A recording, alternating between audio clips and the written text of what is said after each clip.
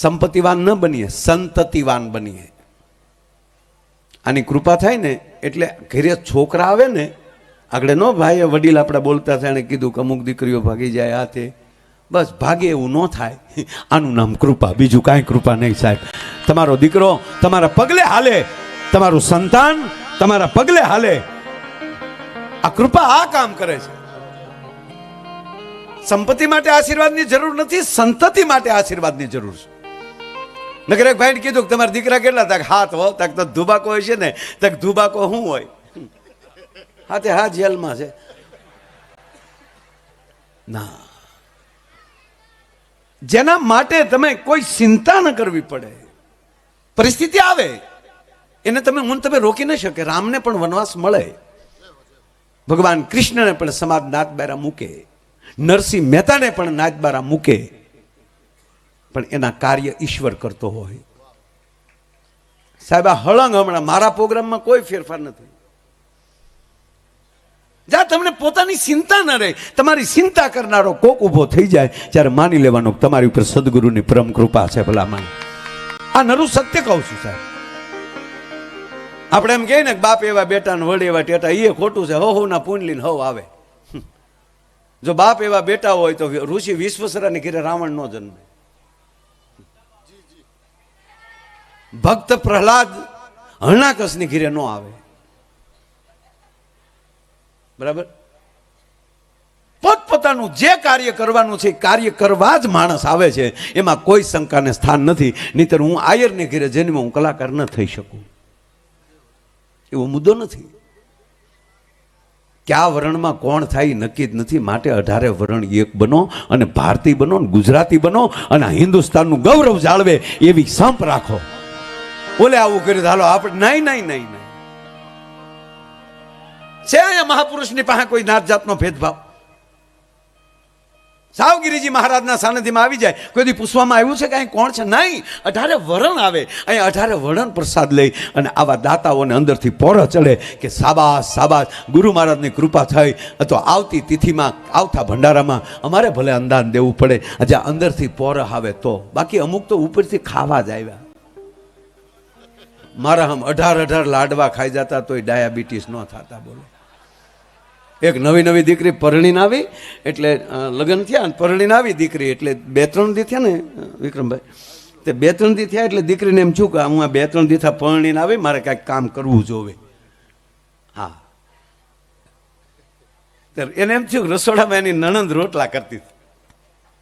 નણંદબાને કીધું કે નણંદબા ઊભા થઈ જાઓ, મને રોટલા કરવા ગયો. તો નણંદે ડાયા હતા. નણંદ કહે કે ભાભી હજી પરણીને હાલ્યા આવો છો, 2-3 દી થયા, હજી બધા ઘરને ઓળખો, પરિચય પહેલા હરખો કરો, પછી આગળ વધો. તરત અભ્યાસ. પણ ભાભીને પોર ચડી જ ગયેલો રોટલા કરવાનો કે નહીં નણંદબા ઊભા ન થાવ, તમારા ભાઈના હમ.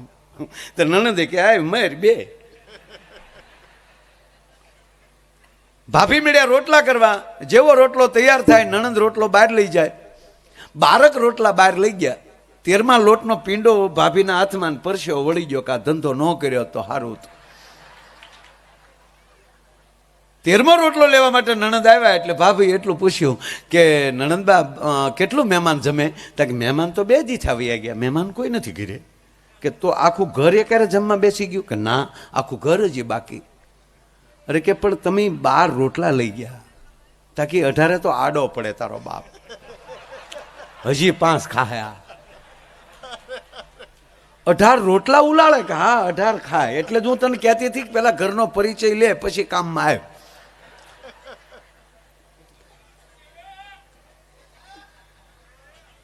પછી ધીરેક દિન ભાભી એટલું પૂછ્યું કે નણંદબા ઈ તો કયો કે 18 ઉલાળનારો છે કોણ? તક બીજો કોઈ નહીં, તને પરણીને આવ્યો મારો ભાઈ લાધો. ઓલી 13મા લોટનો પીંડિયો કાથરોટમાં નાખીને કે તારો ભાઈ લાધો, યાદથી મારો ભાઈ લાધો.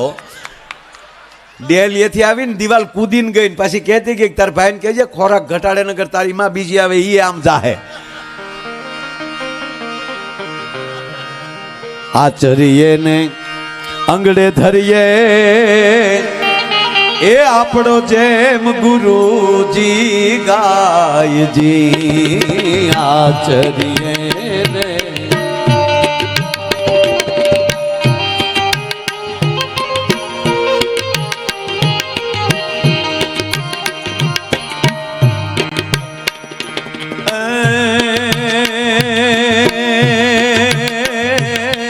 હાચરીએ રે હાચરીએ ને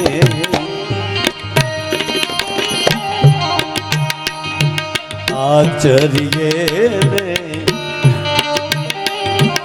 આંગણે ધરીએ જેમ ગુરુજી ગાયજી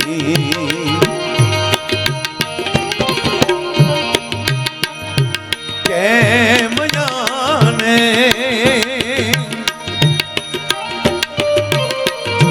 શું કરવા એવો સંચય મન મન થાય એના ભરોસે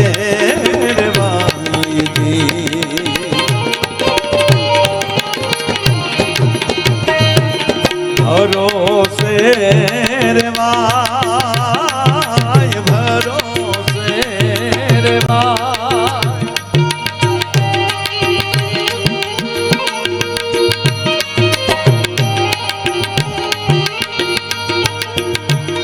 એ મડાપણનો રે ડોળાય એના ભરોસે રેવાય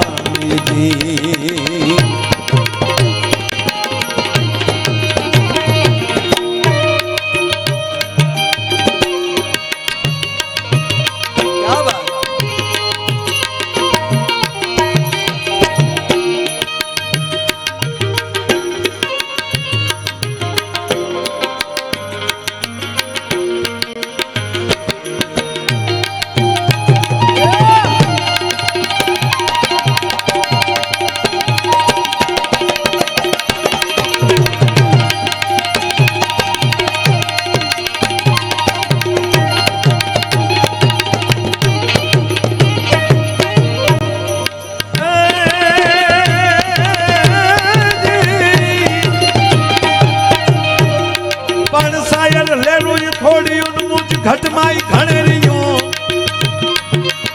પણ હટરી તટન પહોંચ્યો એ તારો તું જીવું પડ્યું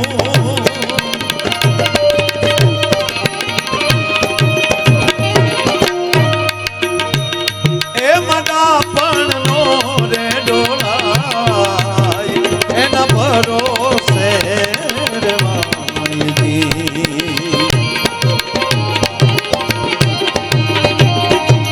ભરોસે રેવાય એ મડાપણ નો રે ડોળાય એના ભરોસે રેવાય એના ભરોસે રેવાય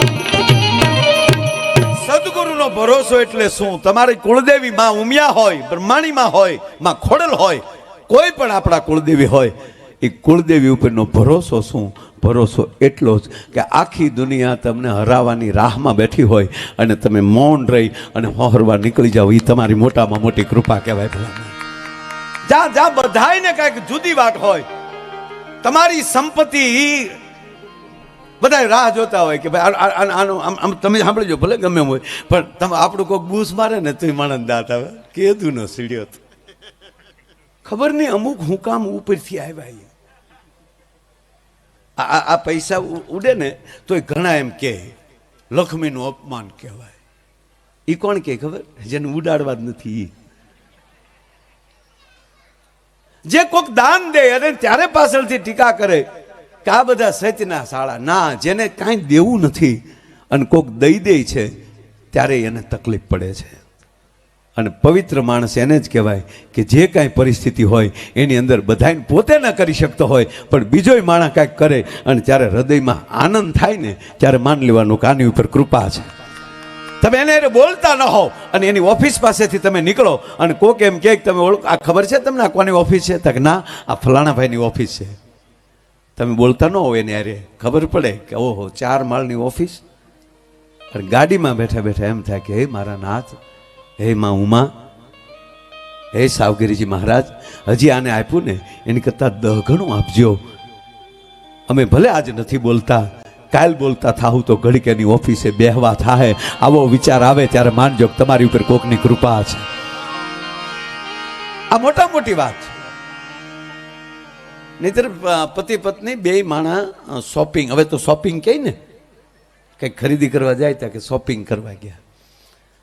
હા, અમુક અમુક માણસો જે પાછળથી અવર જવર થોડીક ચાલુ થઈ છે, પણ આપણે બહુ ટાઈમે પ્રોગ્રામ પૂરો કરી દઈશું, કારણ કે તમારે કાલે તે પાછું સરસ આખો કાર્યક્રમ છે 8 વાગ્યાથી, એટલે આપણે બહુ ટાઈમ ટુ ટાઈમ એમાં કાંઈ તમે તારે ચિંતા ન કરતા, અને હજી કલાક વહેલા મોડું ઘરે જવાનું થાય તો ચિંતા ન કરતા.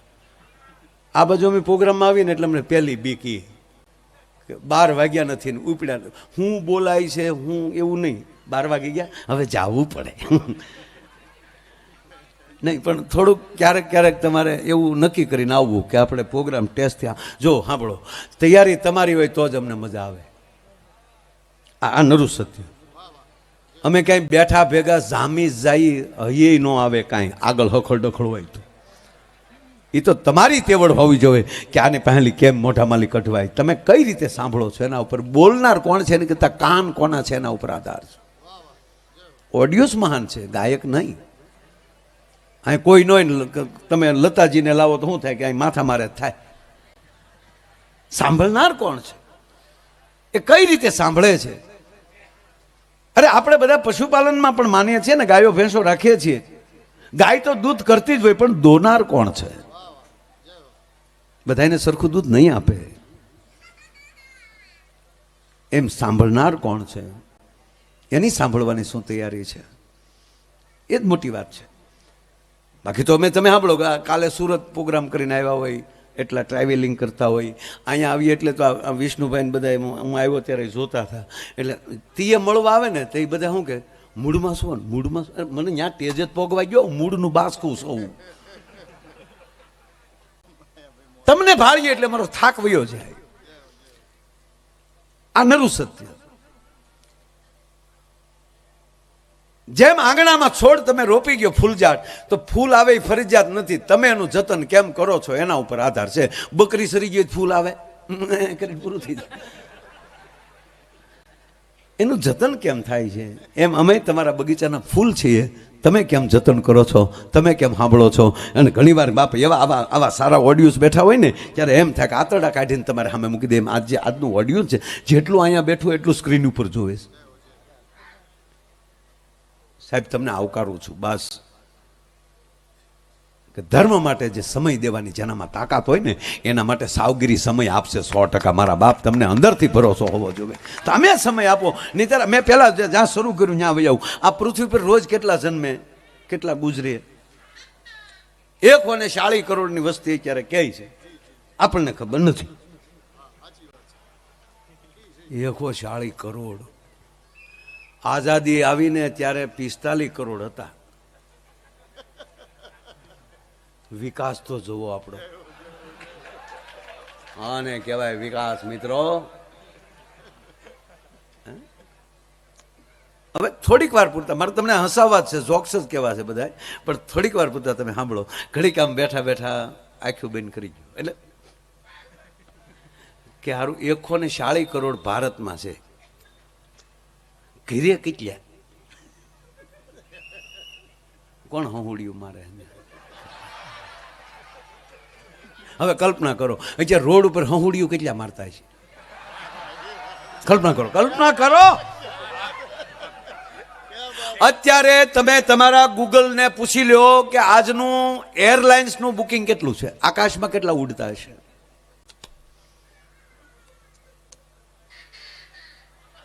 ભાઈ એ તો તારો પ્રોગ્રામ ઘરે રાખજો.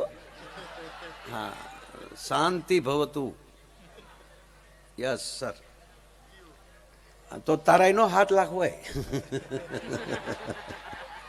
ક્યારે હું કરવું એ ખબર પડી જાય ને, એના ભાવ વધે. નકર એ કલા જ છે, ન્યાલી બેઠા બેઠા ઘૂઘવાટા કરી કલા છે. એ કઈ જેવી તેવી વાત નથી, પણ ક્યારે રજૂ કરવી એની વાત છે સાહેબ.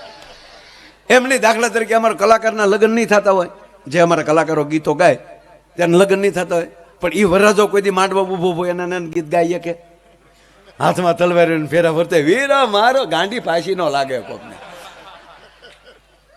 એને ન ગવાય. તો તમે ગૂગલને પૂછો કે આજનું એરલાઇન્સનું બુકિંગ કેટલું, આકાશમાં કેટલા ઉડતા હશે, ટ્રેનમાં કેટલા હશે, આકડિયા પકડીનું ભાઈ ભગત અમુકના અહીંયા માથા આવતા હશે, એની દિશા શું થતી હશે. આ કલ્પના જ કરવાની છે, પછી દાંત કાઢવાના. એસટી બસમાં કેટલા હશે, પોતપોતાના ટ્રકો લઈને રોડ ઉપર ડ્રાઈવરો કેટલા અત્યારે રોડ ઉપર હશે, કેટલા પોતાના વાહનમાં રોડ ઉપર હશે, કેટલા પોતાના સ્નેહીઓના બાવડા પકડીને હોસ્પિટલમાં આહુડા પાડતા હશે.